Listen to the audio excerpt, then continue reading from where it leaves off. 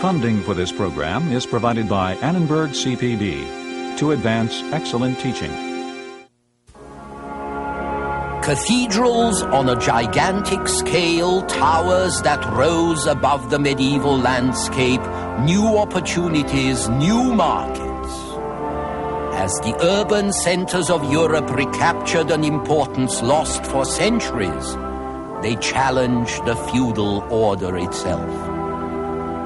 Cities and cathedrals, this time on the Western tradition.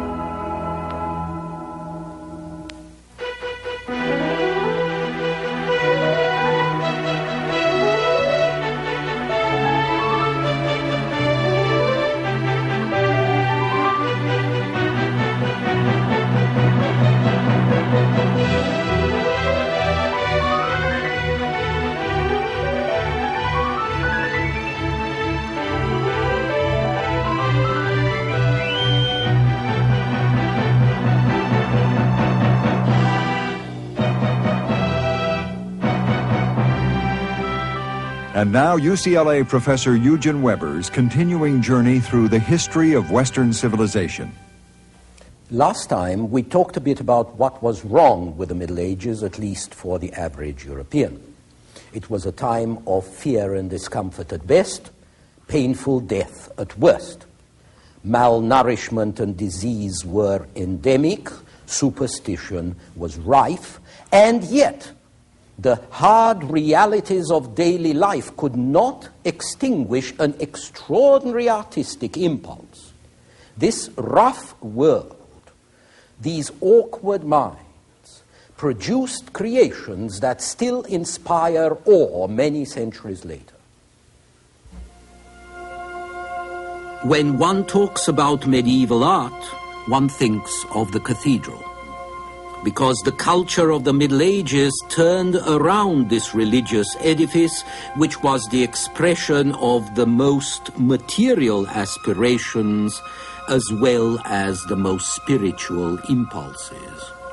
In a period of 3 centuries, from 1050 to 1350, France alone extracted several million tons of stone in order to build 80 cathedrals, 500 great churches, tens of thousands of parish churches. The French quarried and carried more stones in these 3 centuries than ancient Egypt in any period of its history, even though the Great Pyramid by itself has a volume of 2.5 million cubic meters. The foundations of the great cathedrals go as far as 40 or 50 feet down, which is the average level of a subway station. And in certain cases, these foundations form a mass of stone as great as that of the visible building above the ground. By the year 1400, there was one church for every 200 men, women, and children in Christendom, and the surface covered by religious buildings took up a great part of every city. Here is Norwich Cathedral. In places like Norwich, Lincoln, York, which had 20,000 inhabitants between them, there were 140 churches.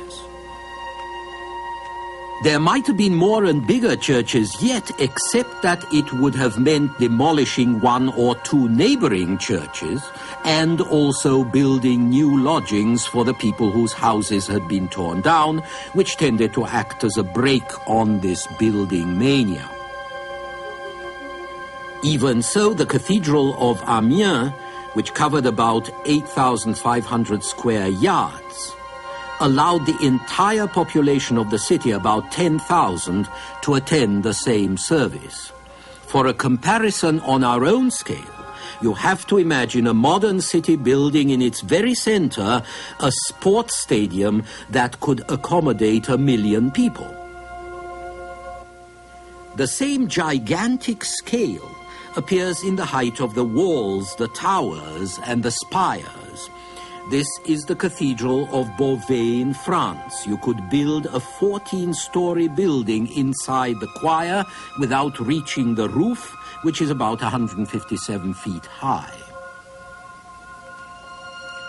In the 12th century, the men of Chartres built a spire 345 feet high. Thank God no one has yet built a 30-story building there to equal it. And no one has put up a 40-story skyscraper in Strasbourg that could match the 466-foot spire of the cathedral there. Here was a powerful form of self-expression, and one which literally dominated a good deal of life, towering over the squat, crowded cities and visible for miles and miles around, so that even today you see the towers of the cathedral when you're still half an hour's drive away from Chartres. Clearly, the spirit that planned and built these extraordinary enterprises was not altogether primitive. It was inspired by a religious faith and religious awe that was determined to build temples to the Christian God more splendid than the heathens had ever conceived. Style and scale may have been affected by what was going on in Syria or in Spain, in Arab architecture of which merchants and pilgrims were bringing back word, but it was also inspired by fierce local patriotism and pride, and by a very modern emotion, competitiveness. Every abbey and community and city wanted a bigger and better and brighter church than everybody else. It would be the most conspicuous possible mark of their piety, but also of their means and success. All who could afford it brought in architects and masons who could give them the empire state building of Christendom. Again and again, these towers and walls were thrust up to the sky, to the glory of God and the envy of the neighbors in the next town. Again and again they collapsed, only to be put up again. City raced city, and abbey raced abbey. In 1163, Notre Dame of Paris has the highest roof or nave at 103 feet. In 1194, Chartres built up to 108 feet. In 1212, Reims reached 113 feet. And 9 years later, Amiens bested that with 128. Finally, in 1225, Beauvais topped them all with 157 feet, only to have the whole thing crash down half a century later. Fortunately, by then, the architect was dead. Think how the builders of the cathedral tower at Pisa must have felt as it went askew before they could know that it would become a tourist attraction. Think also of the amount of capital in labor and resources that went into these structures. Scholars have argued that cities like Beauvais, which was very prosperous in the 13th century, declined thereafter in part because of such gargantuan endeavors, while the rich Italian cities built cathedrals far more modest relatively than those up in the north and invested their wealth more profitably. So this is another side of medieval character, the wild sprees of enterprise and rivalry that remind us of 19th century America, when confidence and drive and the desire to show off were tearing things down and building others up. At the same time, these creations were going to serve as a language, a form of expression, for the highest kinds of religious sensibility, of civic pride, of personal creativity in an era when Western man was still very much tongue-tied. You can see it all in the extraordinary elevation and sweep of arches and columns, in the grotesque caricatures that decorate stalls and capitals, in the impressive sculptures and murals that illustrate familiar stories from the Bible, like this flight to Egypt, or this temptation of Eve, and in the blending of sacred and profane that you find in the naive advertising of stained glass windows which all the local trades guilds sponsored. We might even see medieval art as a refuge for certain values that could not find expression anywhere else but in these privileged places. The moderation, the balance so signally lacking in these times can sometimes be found in Romanesque architecture, for example. The exactness, the precision, the clarity that neither laws nor writing normally attained in medieval times can be found presiding over the work of the great master masons of the vast Romanesque arches and domes and vaults. And the elevation, the grace, the purity so often lacking in the ordinary life of that vulgar, brutal age are expressed in the soaring pinnacles and towers of the great Gothic cathedrals of the 12th and 13th centuries, when the Gothic arch managed to cope with extraordinary structural problems of tension and balance. And yet how the cathedrals rose is not nearly as important as where they rose, in the town. The revival of town life was the Middle Ages' great contribution to our civilization. When you look at a medieval townscape, you see the cathedral, but you also see other soaring structures that compete with it. The towers that noble clans built to maintain the feuds of the old system, as between the Montagues and Capulets of Romeo and Juliet. Towers that turned a lot of places into miniature Manhattans. Significantly, most of these towers have disappeared. At Florence, where there were as many as 400, only a few stumps are left. At Bologna, where there used to be nearly 200, only 2 survive. And tourists still drive to San Gimignano, a little town of 4,000 people in the hills near Siena, to see the towers that rise above it. There used to be 70 of them.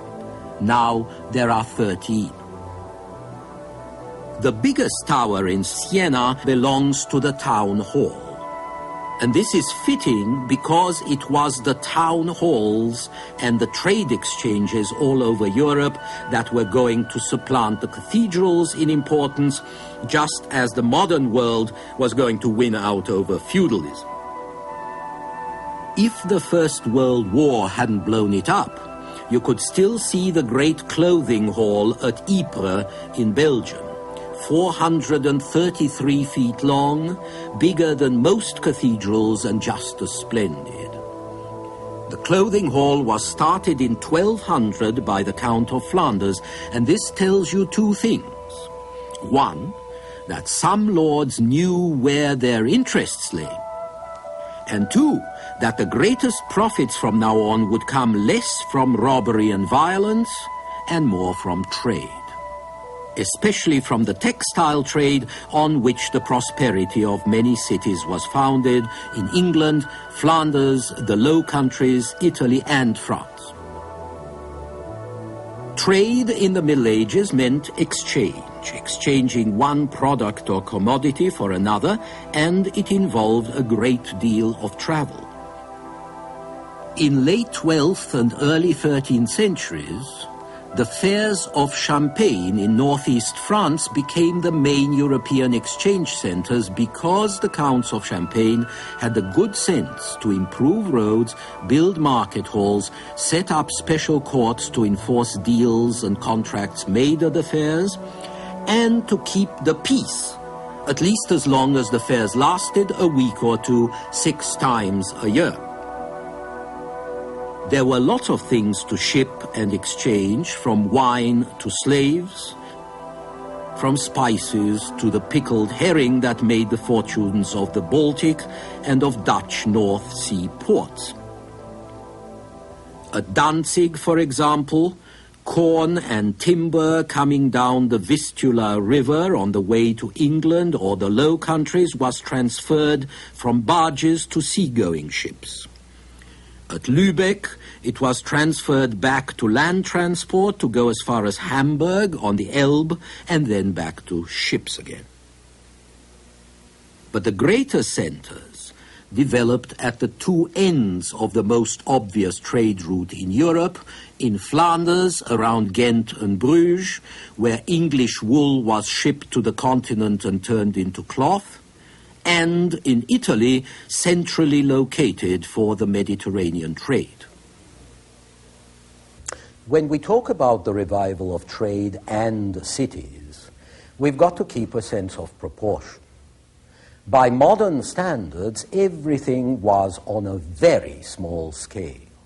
There wouldn't be a European city to match Constantinople until the 18th century. Bruges had a population around 35,000. Milan and Venice, the two biggest cities in Europe, had 4 to 5 times that many at most.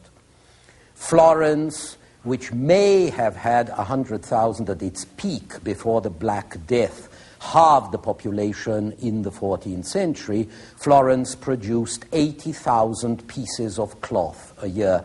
That's a lot less than the turnover of a single warehouse in Manchester in England in 1850. In the 15th century, all the forges of Styria in Austria, which was then the iron-making center of Europe, produced something like 2,000 tons a year. One steel mill today turns out that much in a single day. The great Florentine banks with branches all over Europe ran on a staff between 50 and 100 people. And the ships of the time were mere cockle shells. In 1492, the 3 caravels of Columbus put together had a capacity of 520 tons, which is less than 1/100th the tonnage of the Queen Elizabeth II. And yet, the activity all this represented was on a new and invigorating scale, and the men who made the activity were a new breed, with horizons and ambitions that recall the great days of the ancient world. Their scope was vastly enlarged by the Crusades, which opened new opportunities and new markets, and which provided the loot that reversed the world's cash flow, which had been running from west to east, but which now turned around towards Europe. And the Crusades also taught the nobility more sophisticated tastes and new possibilities of consumption, another stimulus for expansion and trade. The merchants and their cities also benefited from the struggle between Pope and Emperor, which enabled most cities to escape the control of either. For the most part, however, merchants were not very interested in feudal politics. They preferred peace to war and order to disorder because peace and order are good for business. What they were interested in, as one of them said in a letter, was God and profit, although I can't help suspecting that profit came first. But there was also the excitement of adventure enterprise, competition that spurred them on.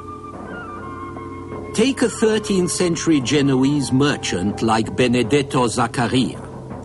He owned dye works in Genoa, alum mines in Asia Minor, plantations on the Greek island of Chios. He controlled ports and trading stations in Crimea, Syria, and southern Spain. He traded in spices and cutlery, which meant knives, since the fork only appeared at the end of the Middle Ages and then only for the very sophisticated. Zaccaria also traded in cloth and furs and salt and grain and potash. It was men like Zaccaria who developed new business methods, techniques for raising capital and shifting it around, bills of exchange which were written orders directing that a specified sum be paid to a specified person and which could themselves be exchanged to a third or a fourth or a fifth party. And there were places called exchanges where goods could be bought and sold on paper without being seen, and double entry bookkeeping to keep track of business, and new associations called companies in which you could buy shares to spread the risk, and insurance to spread the risk still further. There was always risk, of course, and often it was personal as well as financial, especially for the small traders who traveled alone from one foreign place to another. Remember that foreign in the medieval world could well mean any place 5 or 10 miles from home. Here is the advice a 13th century Norwegian merchant gave to his son. The man who is to be a trader will have to brave many perils, sometimes at sea, sometimes in heathen lands, but nearly always among alien peoples.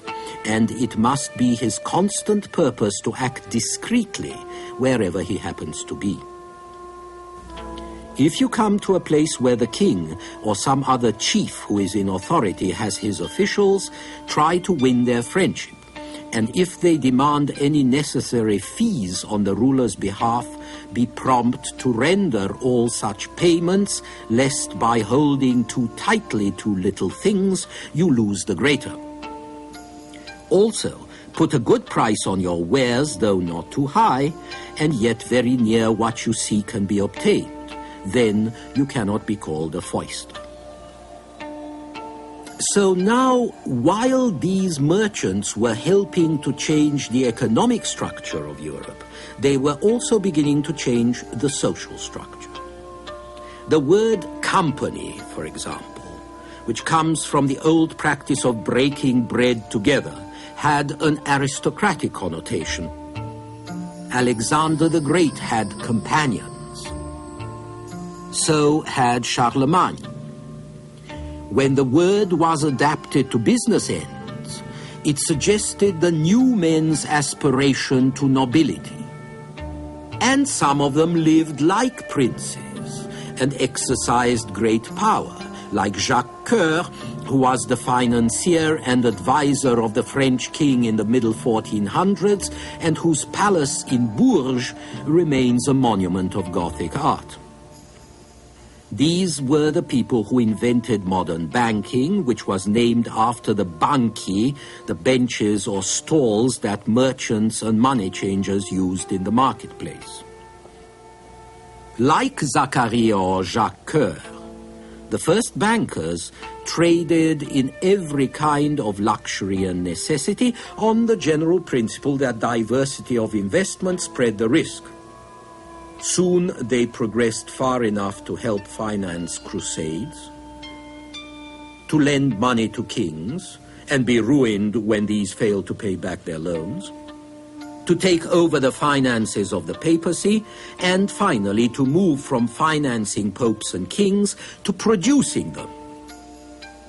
The Medici family of Florence produced 4 popes and 2 French queens in the 16th century alone.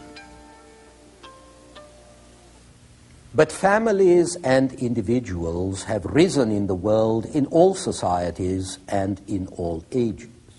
More important were the notions they embodied of investment in something else than salvation and the afterlife, of enterprise in something else than robbery and violence, of the importance of literacy and accuracy.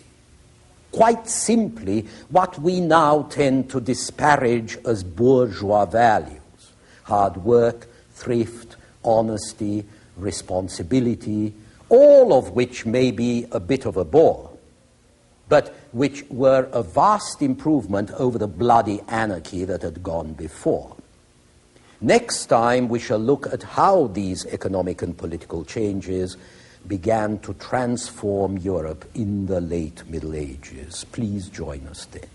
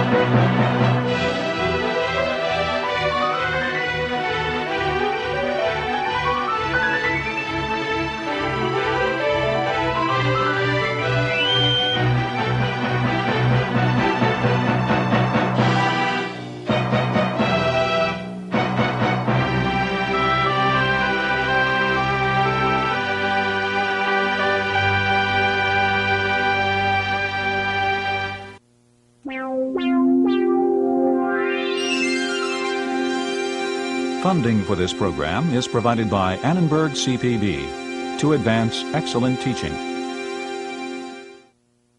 For information about this and other Annenberg CPB programs, call 1-800-LEARNER and visit us at www.learner.org.